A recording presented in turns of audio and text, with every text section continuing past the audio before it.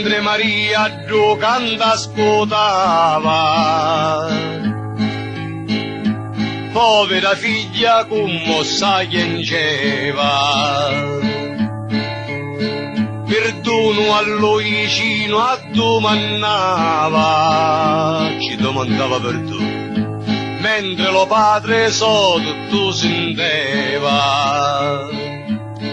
Prima Maria ci desi nervati e a poi cercava a Luigi stati.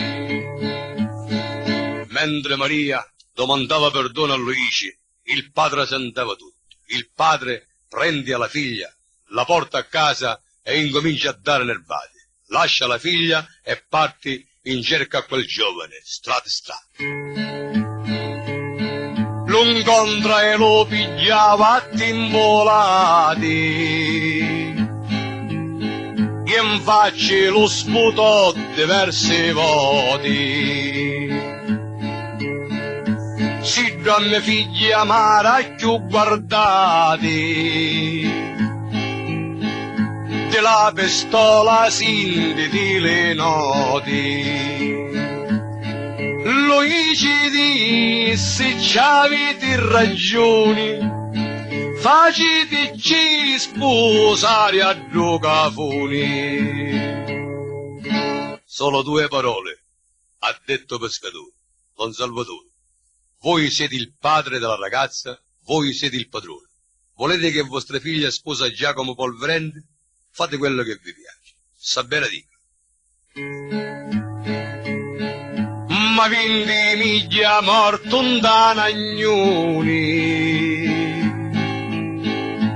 vinni trovato dito costorini. Sparato e non si sappe la ragione, lo perché ci sparano l'assassini. Ma per la morte di Don Salvatore venne arrestato lo bello pescatore. Signore, sentite come si compra con i fatti. Siccome una sera prima avevano avuto parole, Luigi e lo commendatore, tutti hanno pensato che Luigi se n'è andato a casa, si è armato di pistola e durante la nottata l'ha ucciso. Tutti l'hanno accusato male e così venne arrestato lo bello pescatore.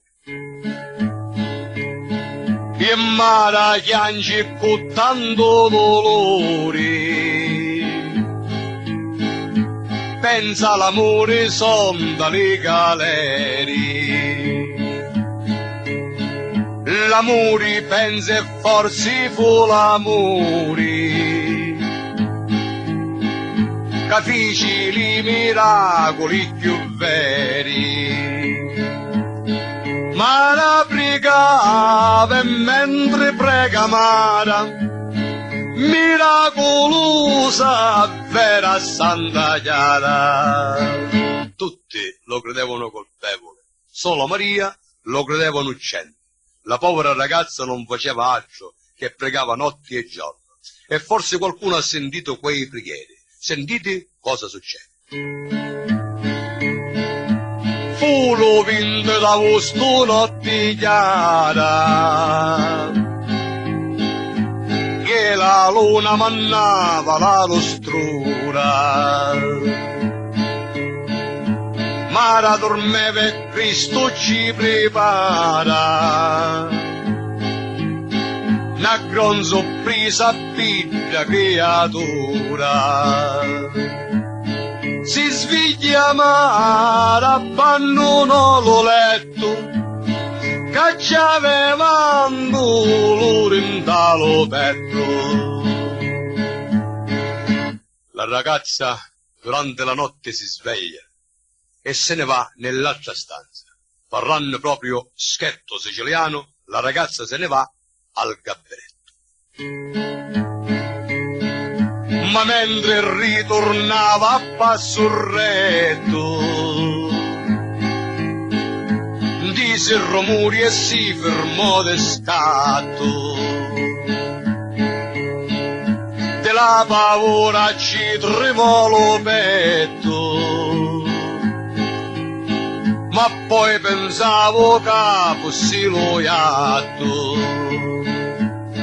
ma non era lo iatto di un rumore, era sua madre che faceva l'amore. Signora la ragazza, mentre ritornava nella sua stanza per andare a dormire, sente il rumore. In primo tempo ci sembrò il gatto, i ladri. Un pochettino di paura. Quel rumore non era il gatto, non erano i ladri, ma era la mamma che ammoriggiava, faceva l'amore.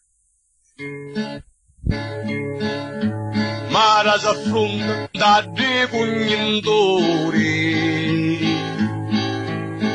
e di l'affronto si mi sa che in giri.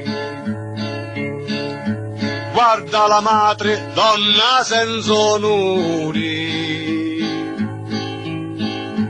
e l'amante voleva che non usciri, ma la tremava e mentre che tremava, dal retro di la porta ci ascoltava. Ascoltava la ragazza, ascoltava con la speranza di poter conoscere l'amante di sua madre. Ascoltava. E mentre che la madre ammoriggiava, ma era lo zito ricco che conosceva, dai corteggiamenti si parlava, d'ammazzare a Maria se si poteva, come ammazzano allo sposo infelice, e la colpa la desono a Luigi. Giacomo, ti voglio bene più della mia vita, non ti voglio perdere. Non credo che tu volesti amare veramente mia figlia. Se è vero che non l'ami, se è vero che vuoi bene a me sola, perché non pensi a farla sparire, come è sparito suo padre? Quella volta in galera ci andò Luigi, e se ammazziamo a Mara, mia figlia, domani in galera ci andrà qualcuno altro. La stessa cosa di come ci è andato Luigi. Loro parlavano, signori, e Mara ascoltava. E l'ho pensato alla ragazza che ascoltava quelle parole come tremava.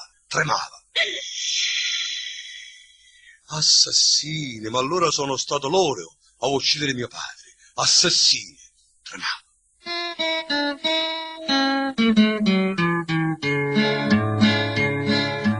Ora Mara sentite il socco figi